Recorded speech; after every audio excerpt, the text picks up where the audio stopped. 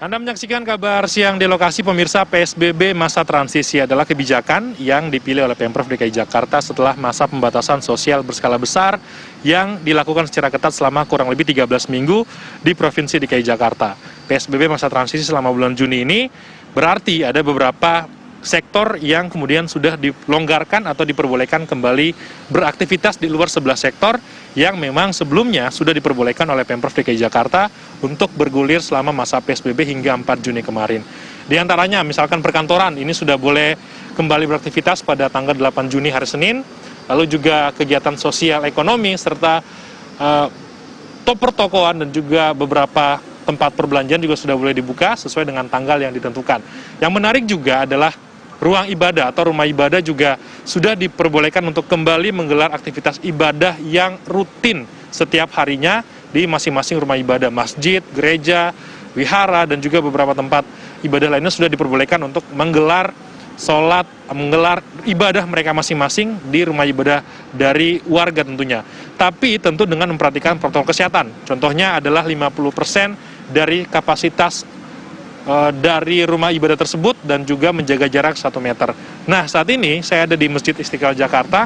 Saya mau lihat karena masjid ini memang jadi salah satu masjid yang menjadi tempat ibadah dari umat muslim yang sering datang ke sini untuk beribadah dengan jumlah yang cukup besar, sehingga kesiapan dari Masjid Istiqlal ini juga jadi perhatian tersendiri. Saya akan nanti melihat ke dalam bagaimana persiapan mereka, apakah sudah bisa langsung digunakan untuk beribadah secara berjamaah, dan juga nanti saya mau lihat salah satu masjid di rukun warga karena ada beberapa RW-RW yang kemudian tidak diperbolehkan begitu, ada juga yang diperbolehkan, sehingga kesiapan mereka juga nanti kita akan lihat apakah mereka bisa memenuhi standar dari protokol yang diperbolehkan oleh pihak pemerintah Provinsi DKI Jakarta. Saya ajak Anda untuk melihat kesiapan dari Masjid Istiqlal Jakarta.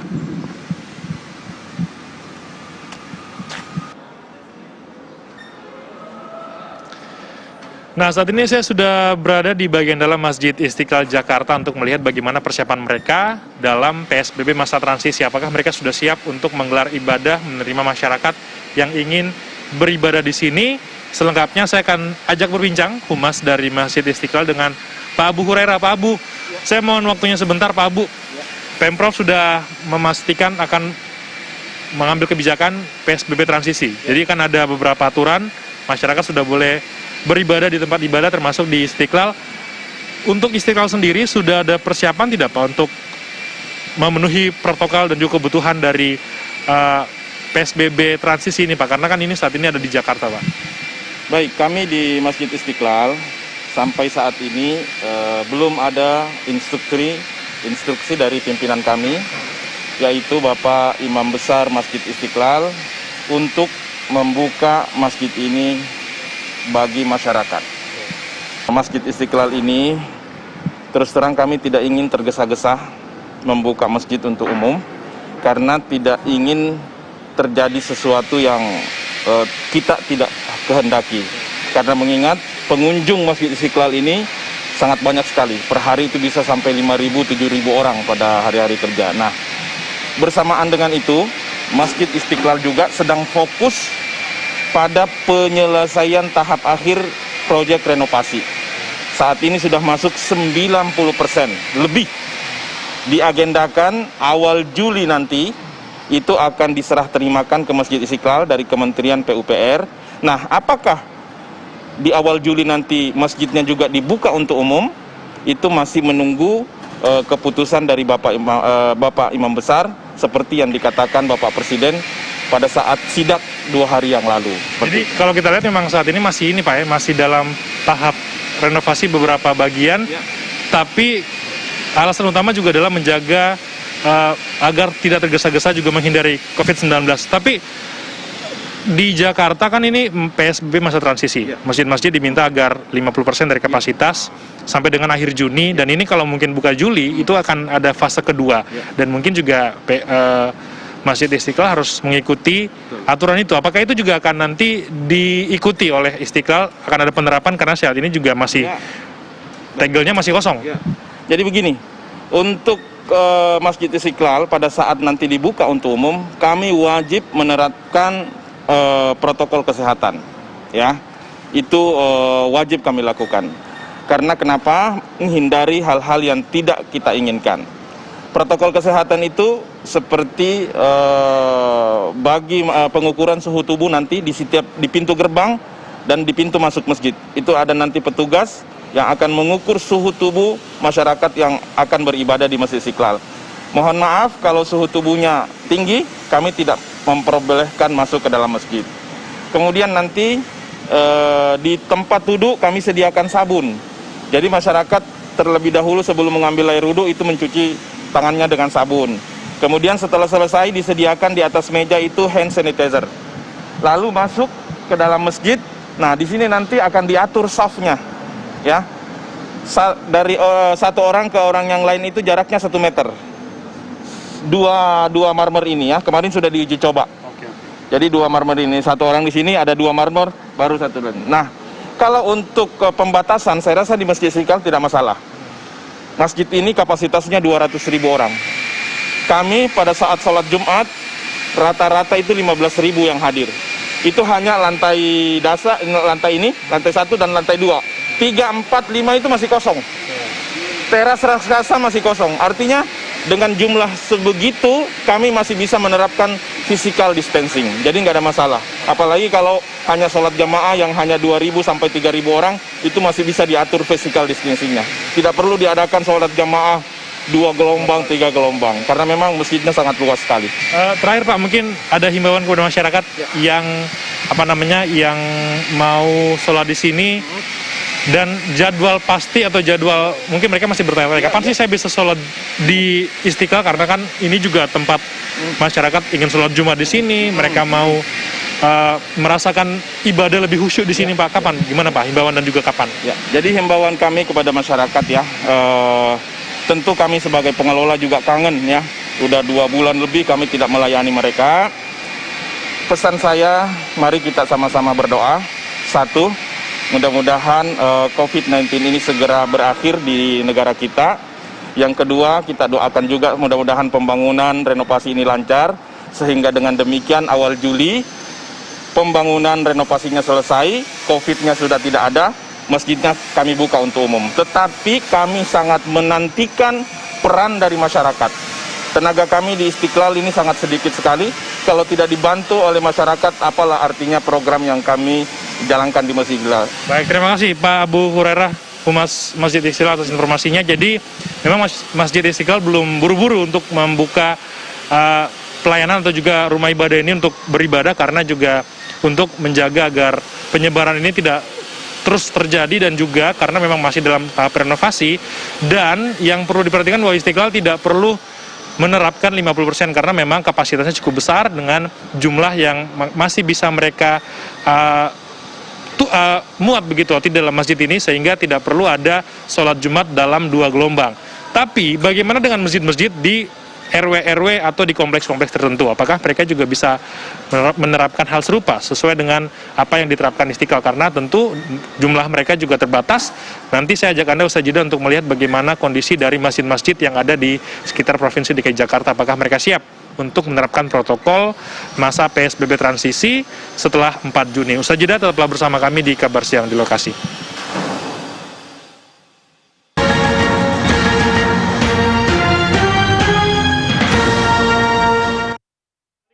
Persiapan dari Masjid Istiqlal, lalu bagaimana persiapan dari masjid-masjid yang lingkupnya lebih kecil seperti di RW-RW atau juga di kompleks-kompleks, karena Pemprov DKI Jakarta sudah menyebutkan ada beberapa protokol yang harus dipenuhi oleh masjid-masjid agar bisa melaksanakan ibadah di rumah ibadah tersebut.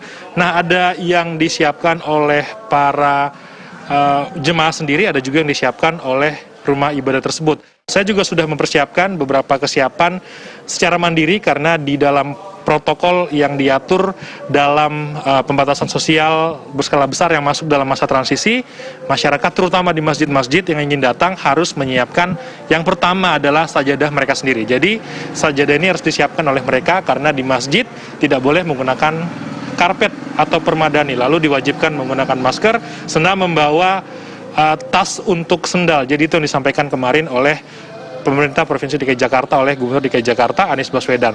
Lalu ada beberapa persiapan lainnya yang harus dilakukan oleh masjid, seperti jaga jarak 1 meter dan juga tidak menggunakan karpet. Saya mau lihat persiapan di masjid ini apakah sudah memenuhi protokol dari aturan yang disiapkan begitu atau diperbolehkan oleh Pemprov DKI Jakarta. Kalau Anda lihat ini sebelum masuk, beberapa jamaah juga memang sudah disiapkan protokol kesehatan seperti penyemprotan hand sanitizer dan juga pengecekan suhu tubuh. Jadi saya juga mau masuk untuk melakukan ibadah, berarti saya juga harus mengikuti protokol yang mereka siapkan di sini.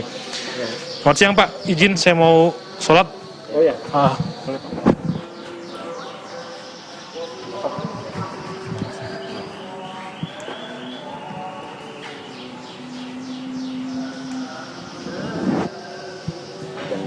(36,7) oke, baik. Terima kasih Pak. Ya, jadi tadi saya sudah memenuhi standar. Sekarang kita lihat ke atas karena masjidnya ada di lantai 2. Kita lihat persiapan mereka apakah sudah ada aturan yang mereka siapkan seperti jaga jarak dan juga karpet yang tidak disediakan. Jadi masyarakat memang atau para warga yang ingin beribadah harus membawa sajadah mereka sendiri. Kita lihat ke atas.